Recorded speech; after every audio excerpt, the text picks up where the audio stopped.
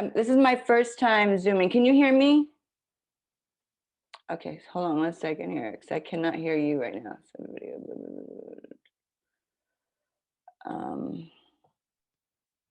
Okay, I can't hear you.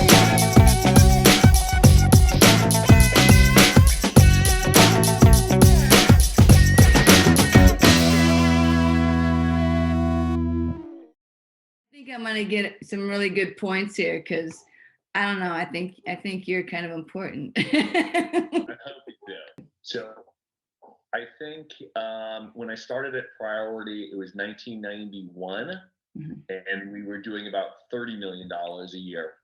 Probably 7 years later, we had done over 300 million per year. That's what we were averaging. So we went on this meteoric run. We had the right content, the right place, right time, right delivery mechanisms, right marketing promotion, and found our niche.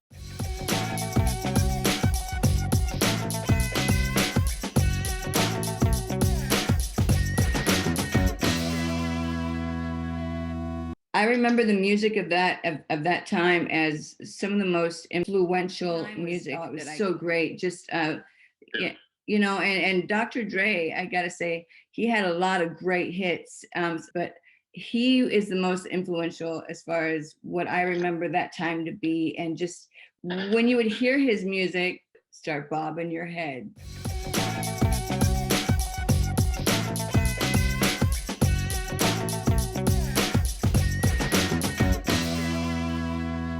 How long did it take you before you reached the $300 million mark annually for the distribution of, was it Snoop Dogg, Dr. Dre?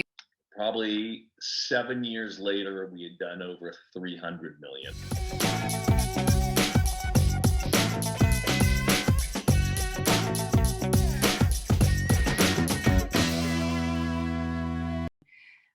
So by that time, how many people were working at Priority Records? Right. How many people? You said there was 35 when you started, and 7 years later, you went to the $300 million mark. How many people were working at the company by that time? Maybe 100-ish, maybe a little over 100, but right around that level there. What kind of duties would you be looking at on a daily basis when you walked into the office? Okay, so at that time, I was vice president of sales and distribution. So I had a staff of about 25 people that worked for me, right? So ultimately, what my job was getting sorry, I'm getting calls, was getting music, and at this time it's purely physical, right? So it was CD, Right. cassette, not only to the marketplace, but where it would be in the stores. So for example, if you're by the cash register, if you're on an end cap, you'd have to fight for those things. So I would specifically handle the big accounts, Best Buy, Target, Musicland, and Warehouse. But I had, like I said, about 25 people that worked for me that handled the rest of the account base. Tower Records, the mom and pop type of stores, one stops, which are basically a wholesaler of music. So my day would open up. Like I said, I was in Los Angeles, but I would commute every other week to Minneapolis, which was the mecca of music retail. Wow. So I'd go out there. Like I said, in Minneapolis at the time, they had Target, Musicland, Best Buy, a company called Polestar that was an independent music distributor, and a handful of independent record stores such as Down in the Valley,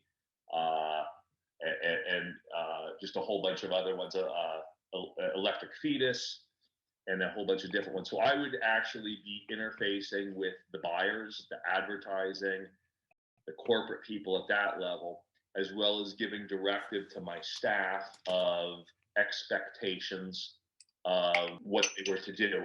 And like I said, it was a combination of getting the new releases into the stores, and brick and mortar stores, but it was also checking the catalog, the inventory, right? I mean, we had a million different albums out. So I wasn't only selling the new release, I was selling the entire line. And it was important to combine those sales and leverage this. And again, it was heavily niched in rap. We did have rock, we did have country, we did have other forms. It was heavy rap, so it was coming up with ideas, themes, promotions that we could sell to retail. Coming up with ideas, themes, promotions that we could sell to retail. And how did you come up? Yeah, how did you come up with that? Because it was so new and so different from anything that you've done. Who comes up with something like that? How do you do that? Being an avid fan, much like you are, right? You go into a record store and you have certain expectations. You come in and you come up with the ideas yourself. So Right. You regularly give away 64 Impalas, which were, akin to the music. Right. I would lottery tickets that you would have to answer questions about my records to get prizes. But ultimately, my goal was to put your eyes on my projects as opposed to all the competition. So, little things like on the CDs, if you remember what's called the top spine of a CD, it says the name and the, right? Mm-hmm. All of mine were yellow. Everyone else used these white ones. Mine were yellow. So as you would look through the bins, mine would stick out to you.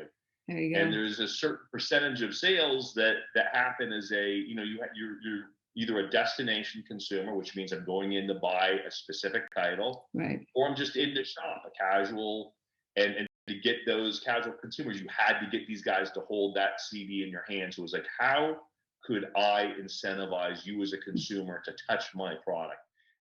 And those would be the genesis of the ideas, to be honest with you.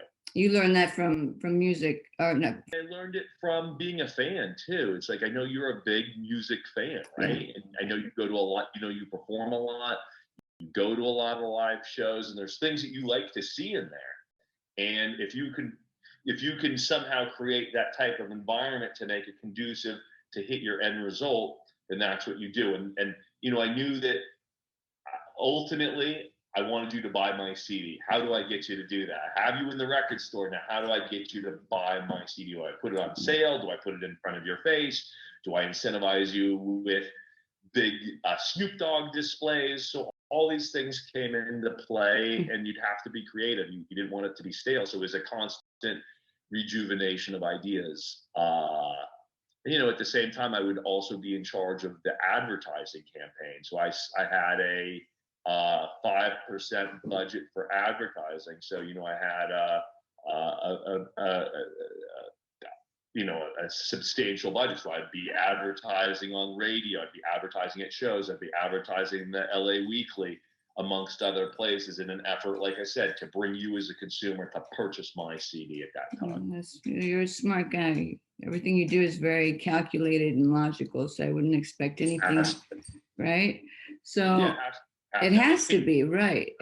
But they say, failing to plan is planning to fail, right? So you have to have a game plan in place. You have to have a direction, a game plan, and most importantly, execution. Otherwise, you just.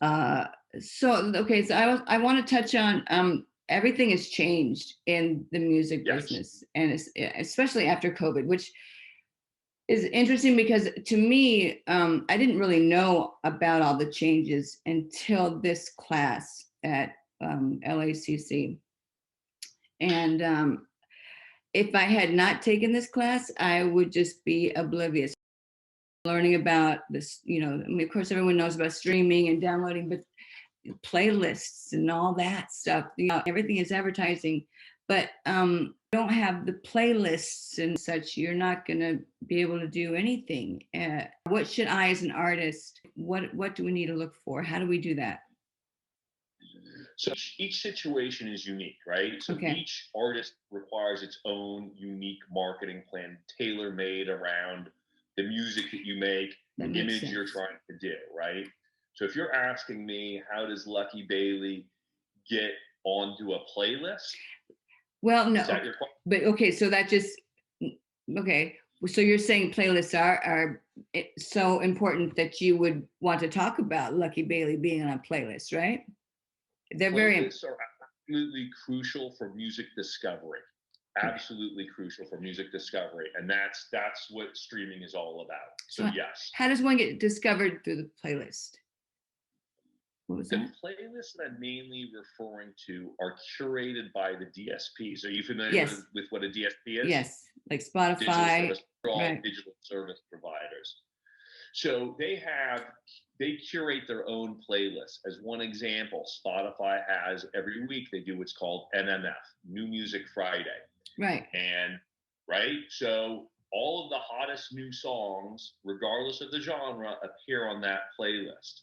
So you, as a consumer, want to check out what's new and what's hot. Hmm. And they get a list of 50 artists and 50 different songs, or however many it is, it can change. And hey, I didn't know this artist. That's a music discovery. All of a sudden, I got turned on to this artist through this playlist. Hmm. Now, you as an artist need to have a playlist of your own on your own Spotify page. With my music And and other people that are kind of related to this, to the genre or idea, or should it just you be can all me? curate it. You curate it as you want. It's crucial that you include your own music in there. If you Okay. have a big body of music, so for example, one of my artists is Chief Keef, right? And he's Yeah. got a huge body of music. I just feature only his music on there. If I'm starting with someone who's smaller on there and they sound like Drake, I might put a Drake song on there, a Future song, and then the artist. So you want to hopefully entice people to listen to your playlist in an effort to ultimately your goal is get them to listen to mine. So if I have to entice you with some big artist to come listen to my playlist because you think my playlist is dope, then that's how it works.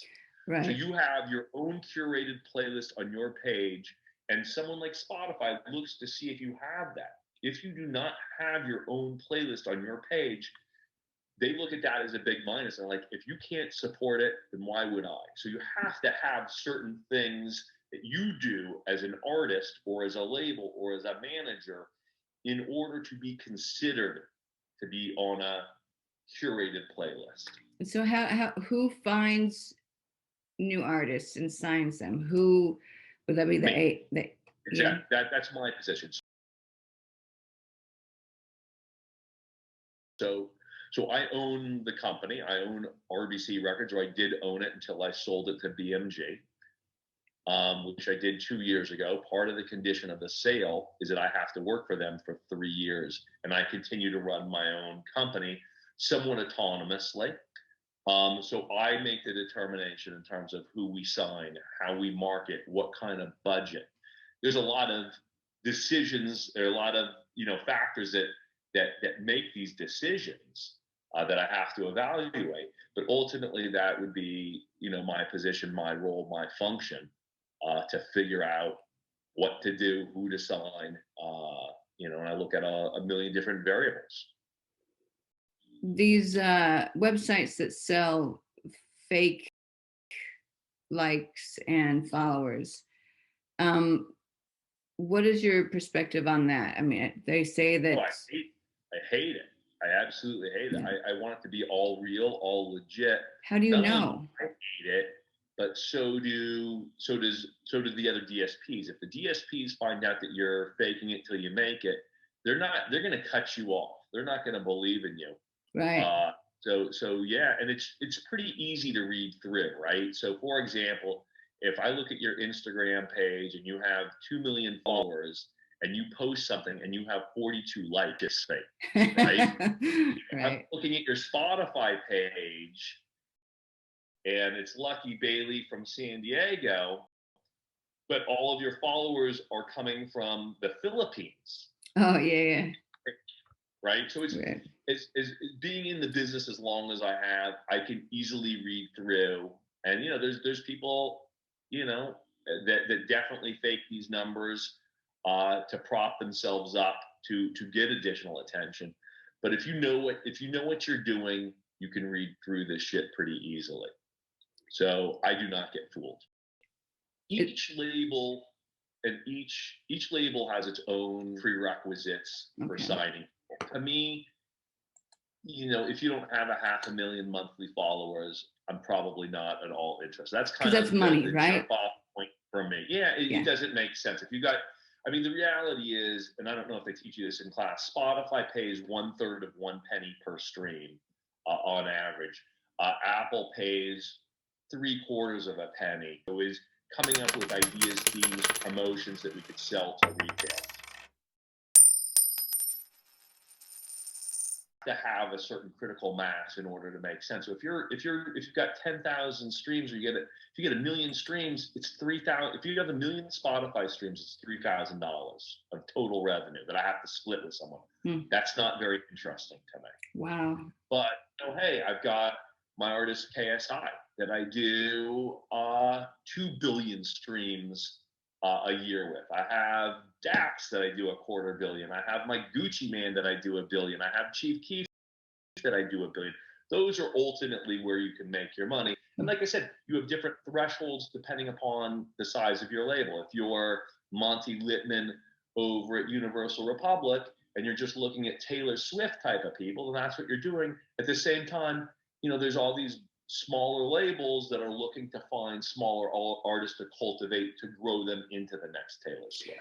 Okay, so what if a record label comes to you or an artist and says, hey, I've got this deal, I'm a Sony Orchard company or related to them in some way. I can get your stuff distributed under the name Sony Orchard if you pay me $4,000. Is that legitimate or not? No, absolutely not. That's just a scam. Right. We call that a money grab, right? It's just a straight money grab. That's some labels really trying to take advantage of the artist. Right. But if there's a million other labels, if you're being asked to pay to be on someone's label, that's shady. That's the label doing a money grab. Yeah. I would be very cautious about doing anything with that. And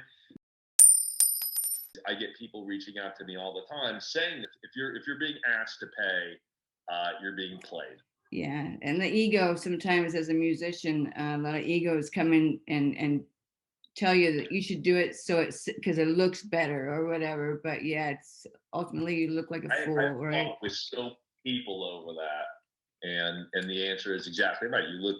Yeah, it's not helping you. So let's say I wanted to start my own label, Lucky You Records. So what would I need? What would I do? What's the first steps? Right? There's a whole bunch. The first thing you need to do is you need to be able to set up a company, right?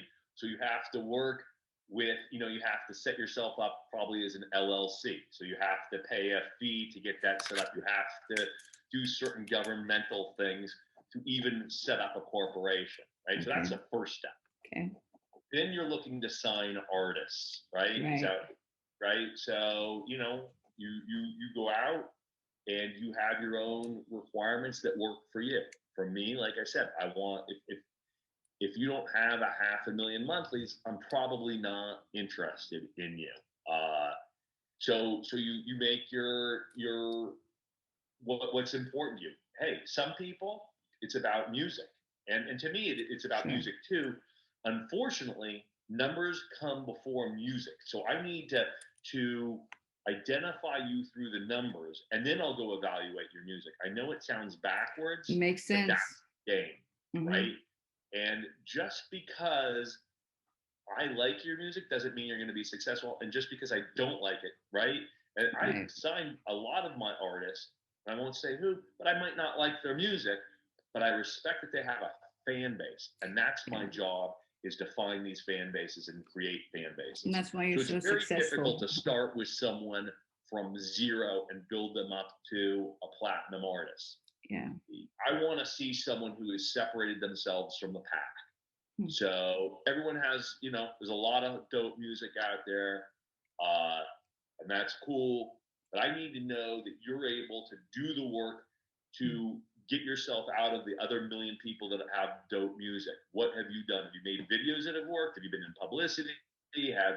What are the things that have worked?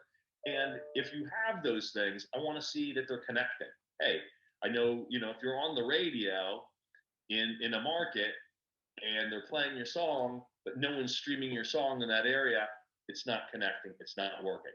Right. There's a million reasons. Hey, maybe it's the wrong radio station. Maybe they're playing at the wrong time of the day.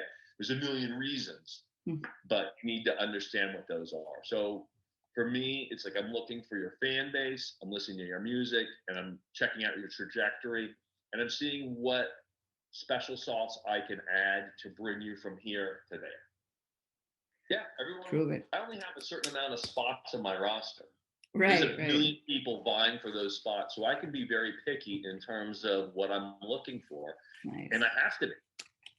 That's So why I you're can't here. sign a million people. If I signed a million people, I can't devote any time, energy, or effort. I'm trying to devote time, energy, and effort to those who I believe are worthy of it I and love that. can take it to the next level. Are you guys hiring?